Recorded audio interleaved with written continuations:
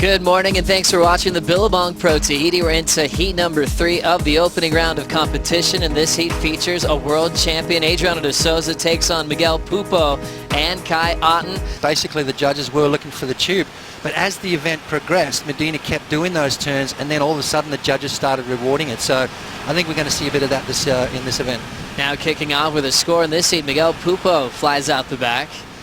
And Pupo looking for his first round 1 win in Tahiti. How'd he do here, Potts? Yeah, nice little barrel, you know, a little bit more south in it, but it hasn't got that nice big bowl that at the end gets nice and hollow like we saw Italo get, but a good start. You know, there's been no waves ridden so far with 24.5 remaining, so Miguel needed to get the ball rolling.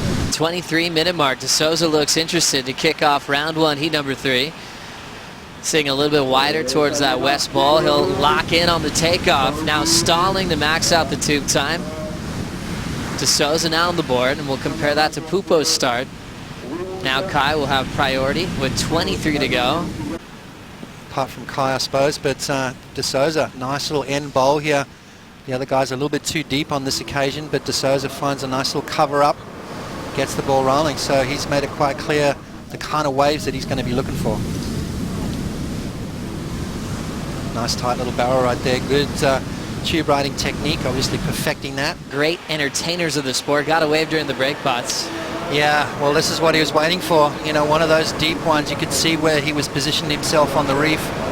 He was a lot deeper than both Adriano de Souza and Miguel Pupo. So Kai Otton showing some experience here, showing some patience that these seasoned veterans have.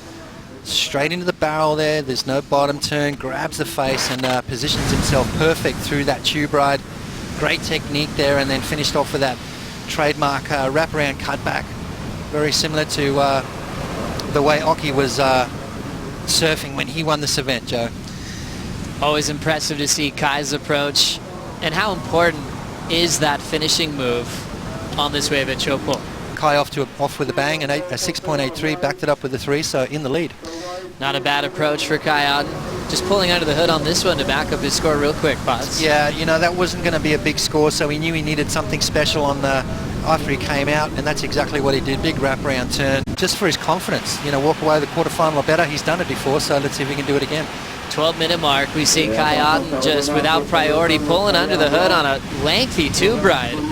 Smaller wave, but maxing it out. There's a layback hack off the top. And that's why he was featured on Dawn Patrol once again as a dark horse. Anything that does come his way, he's going to roll the dice.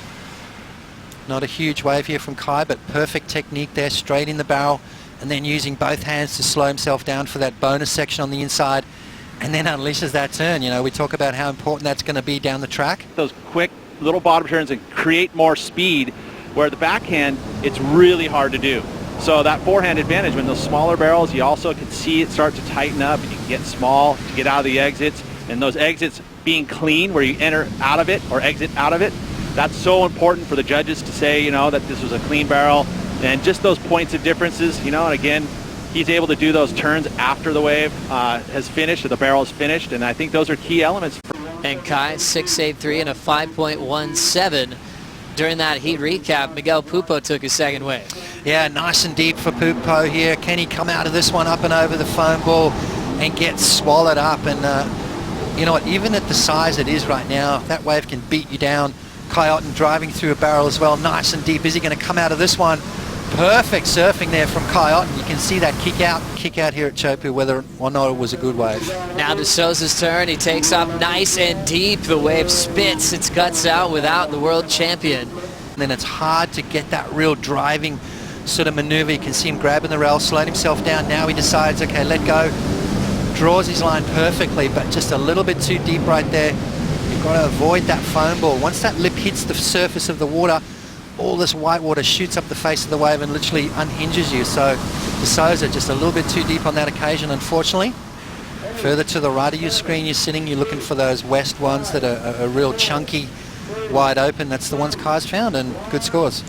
Well, Kai Otton will take the first win for the lower seeded surfers as he moves on to round 3. Coming up next, another big heat.